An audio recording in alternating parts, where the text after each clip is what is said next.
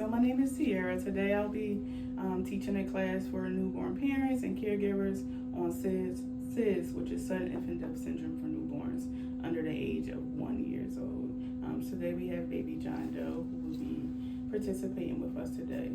So one of the key recommendations and reference guides that I gave to the caregivers and parents, they were provided with a quick reference guide with a quick rundown on things to help prevent SIDS. One of the things I like to point out is that within 24 hours, babies are given 24-hour testing. One of the testings is a PKU. Babies are getting a heel stick on their heel. We collect blood to check for metabolic screenings. Another key recommendation for immunizations for newborns, especially within birth, is the Hep B vaccination within the first hour of delivery, first 2 hours of delivery, and then vitamin K. Vitamin K helps with the baby's clotting factors. If an accident should happen, vitamin K helps baby's blood clot so that they don't bleed out easily. If they reference this quick reference guide, they have a whole immunization guideline from birth to up to 11 months of age.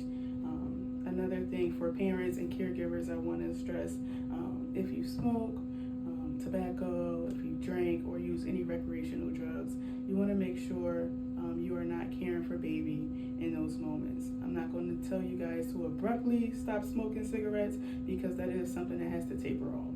If you should have a cigarette, go outside and smoke at all times. Never smoke near the baby. If you come back in the home and you want to pick up baby, you want to make sure you wash your hands thoroughly. Change the clothing that you were smoking tobacco in because babies are at increased risk for SIDS with secondhand smoke. So again, you want to make sure you wash your hands and change your clothing if you should come in the house and pick up baby. Having baby laying on your chest in that same clothing that you smoke cigarettes with increases their risk for SIDS. Also with alcohol and drug use, you want to make sure you have another caregiver for your newborn. It's highly recommended that you don't participate in those activities. But again, no one's perfect. If that does happen, you want to make sure you have another caregiver present. If you're intoxicated, you are at risk for rolling over on baby, mishandling baby, dropping baby, just increasing baby's risk for SIDS, okay? So now we have baby John Doe here in the crib, and then I'll have you move a little closer for me to show baby John Doe.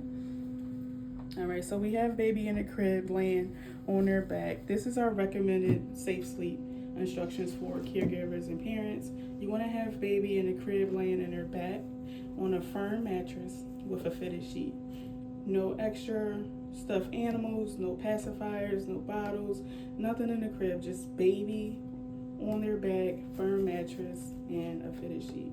All right, so next we're going to put some things in the crib and you let me know. We're going to remove things until we get back to this safe sleep recommendation.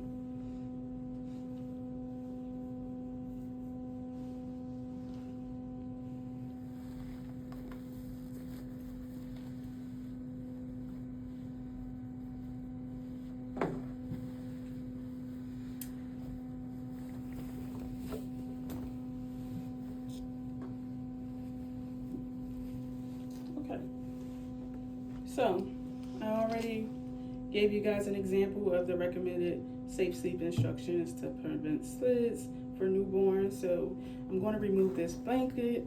All right. And is it safe for a baby to sleep in the crib at this moment? No. Okay. So I removed the blanket and the teddy bear. Is it safe for baby to sleep in this crib at this time? No. Now I removed the pacifier, the teddy bear, and the blanket. Now, is it safe for baby to sleep in the crib by themselves at this moment? No. Okay. I'm going to remove the hat. So now I remove the hat, the pacifier, the teddy bear, and the blanket. Now, is baby safe to sleep in the crib by themselves? No. Okay.